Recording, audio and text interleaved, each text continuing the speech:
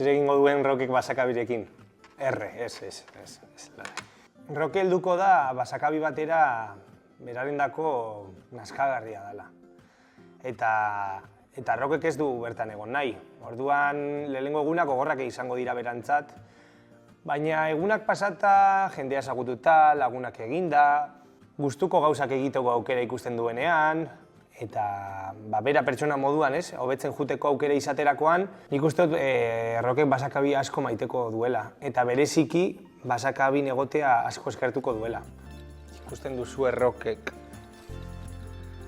musika banda asko ditula gustoko, bai txaleko honetan, bai bestean, eta bai bere arropa guztian, agertzen dira talde kristonak. Egia da nik uste dut, izan beharko zala abesti bat, rockeren gogortasun erakusten duena, igual doinuan eta ritmoan eta instrumentuetan, baina agian letra, pizkat kutsuna eta pizkat sentikorra izan beharko zela. Uste dut show must go on.